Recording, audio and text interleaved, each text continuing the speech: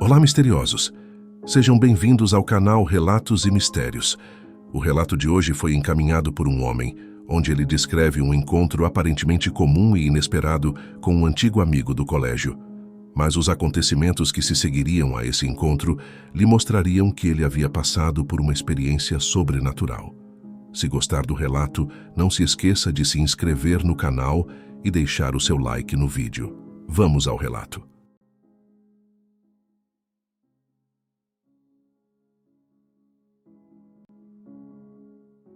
Me chamo Guilherme, moro em Santos, São Paulo.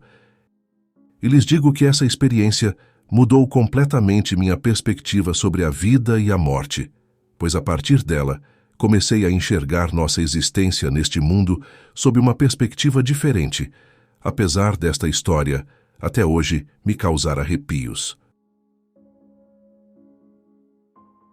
Acredito que há muitos mistérios entre o céu e a terra que ainda não foram explicados. Eu mesmo já testemunhei algumas experiências que desafiaram a minha compreensão. Hoje, vou compartilhar com vocês uma das mais intrigantes delas, que aconteceu comigo há cerca de 3 anos. Era o ano de 2021, período em que estávamos na pandemia do Covid-19. Era uma época extremamente complicada da pandemia, e além de tudo aquilo que víamos na televisão, já tinha ouvido notícias de que algumas pessoas próximas já tinham perdido parentes para a doença. Mesmo assim, eu e minha família acreditávamos que conseguiríamos passar ilesos por tudo aquilo, quando repentinamente fomos abatidos por um terrível choque de realidade. Minha tia Alessandra veio a falecer, aos seus 44 anos, após ter contraído o Covid. Aquela perda nos trouxe uma sensação avassaladora de dor e sofrimento, pois ela era uma pessoa incrível e cheia de vida, e se tornou mais uma vítima dessa terrível doença que causou tanta tristeza a muitas famílias. Havia chegado o dia do sepultamento, o qual seria feito sem a realização de velório, devido às medidas de prevenção adotados na época para combater a disseminação da doença. Mesmo com toda a limitação imposta no período, eu e meus pais fizemos questão de comparecer ao enterro de minha tia, irmã de minha mãe, pois a amávamos muito e pela excelente pessoa que ela sempre foi. Toda aquela atmosfera de dor e sofrimento era extremamente desconfortável para mim. Então decidi caminhar pelo cemitério enquanto os preparativos para o sepultamento estavam sendo realizados. Em minha caminhada decidi andar por entre as lápides. Comecei a ler os nomes, datas de nascimento, datas de falecimento e ver as fotos contidas ali. Às vezes as fotos eram de pessoas muito jovens, mais novas que eu, e isso me trazia um profundo sentimento de tristeza e reflexão. Pode parecer estranho, mas eu até gostava de passear pelo cemitério e já tinha feito isso algumas vezes antes, em outros momentos.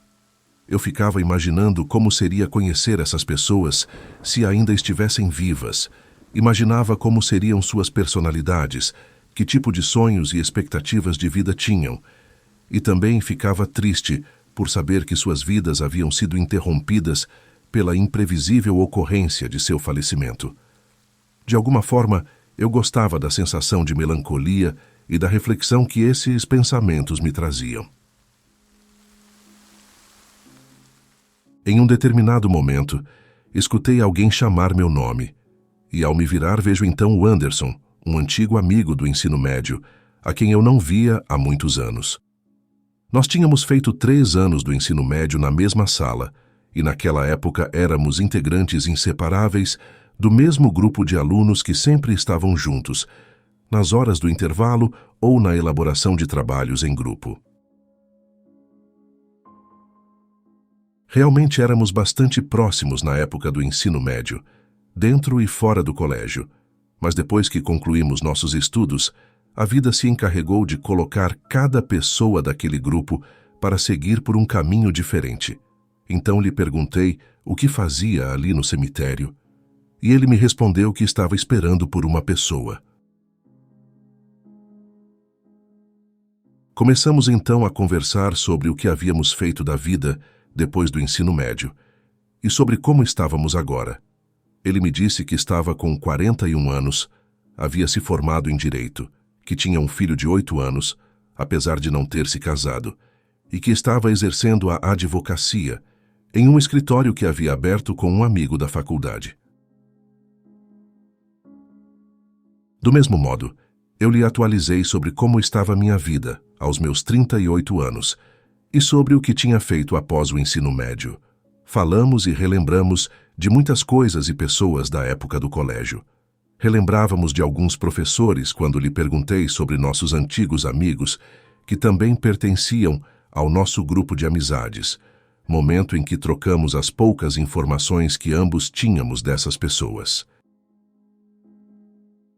Nossa conversa se prolongou por alguns minutos, até que fomos interrompidos pelo meu pai, que de longe me chamava para nos dirigirmos até o local onde o sepultamento da minha tia já estava sendo realizado. Neste momento, disse ao Anderson que tinha que ir, mas pedi seu número de telefone para que pudéssemos manter contato depois daquele dia. Combinamos até de algum dia tentar reunir todos os amigos novamente em uma espécie de encontro para relembrar da época do colégio. Gravei seu número na agenda do meu celular e lhe prometi que posteriormente lhe daria um oi no WhatsApp para que ele pudesse gravar meu número. Depois disso, nos despedimos. Acompanhei a realização do enterro da minha querida tia e então eu e meus pais fomos para casa, ainda sob um extremo sentimento de tristeza e luto.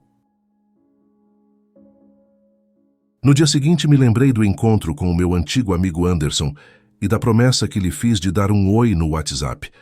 Foi então que busquei seu contato no aplicativo, mas não consegui encontrar. Confirmei que seu contato estava gravado na agenda do celular, mas ao verificar no aplicativo de mensagens, mesmo atualizando a lista de contatos, seu nome não aparecia. Era como se ele não tivesse uma conta no aplicativo.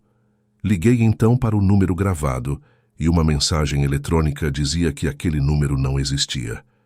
Logo, deduzi que eu havia anotado seu número errado no dia que nos encontramos. Passados alguns dias, tive a ideia de procurar seu perfil nas redes sociais, mas especificamente no Facebook. Achei que não seria difícil, pois o Anderson tinha um sobrenome bastante incomum, e caso o localizasse, poderia adicioná-lo e lhe mandar uma mensagem privada explicando que eu provavelmente havia anotado seu número errado.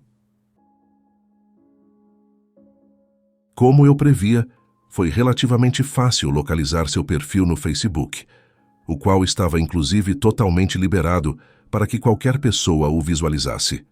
Quão grande foi minha surpresa quando, ao navegar pelo perfil do Anderson, comecei a encontrar diversas mensagens de pesar escritas por pessoas em luto por causa de seu falecimento.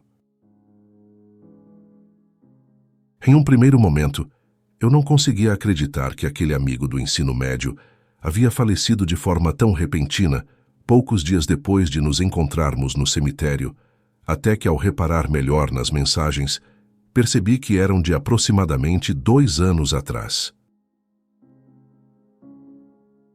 Naquele instante, minha capacidade de discernimento foi posta à prova.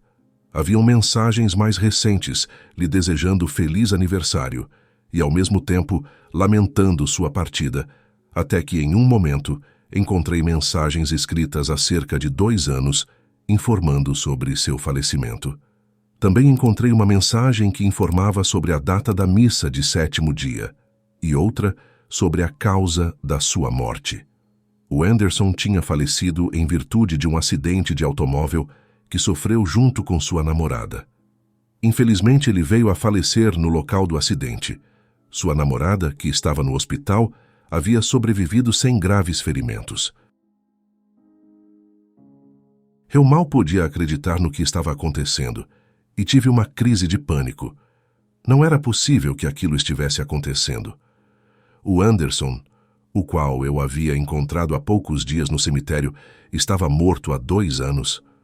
Alguma explicação racional para aquilo deveria existir. Foi então que decidi tentar encontrar no Facebook outro integrante do nosso antigo grupo do colégio.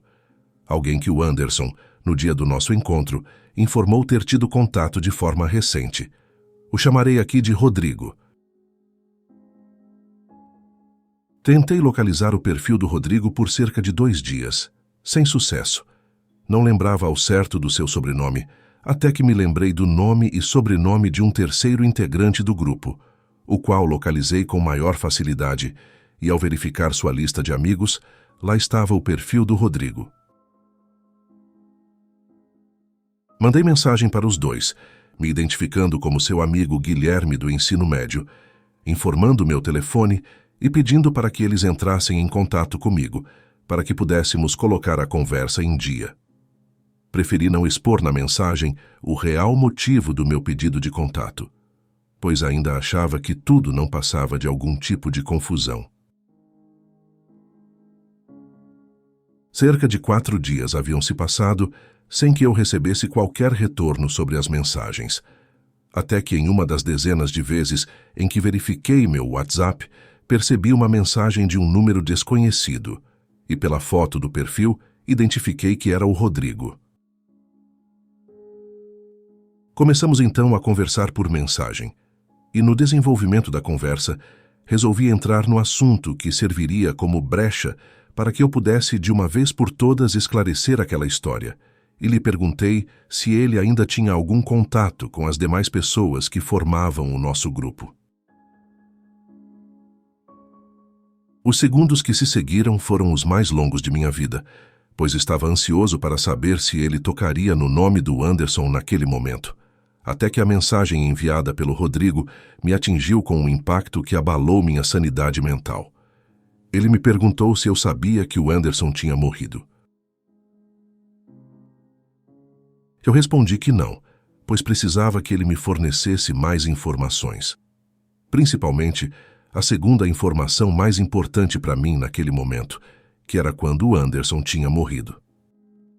Eis que o Rodrigo, por um texto cuja leitura ficará para sempre guardada em minha mente, escreveu que o Anderson havia falecido há aproximadamente 2 anos em um acidente de carro. Senti o mundo desaparecer sob meus pés. Como era possível o Anderson ter falecido há 2 anos, se eu o tinha encontrado, conversado e até apertado sua mão há pouco mais de 1 semana atrás? Não havia mais nada que eu pudesse fazer para questionar aquela história. Para mim só existiam 2 explicações. Ou eu tinha experimentado uma alucinação, ou tinha passado por uma experiência sobrenatural naquele dia.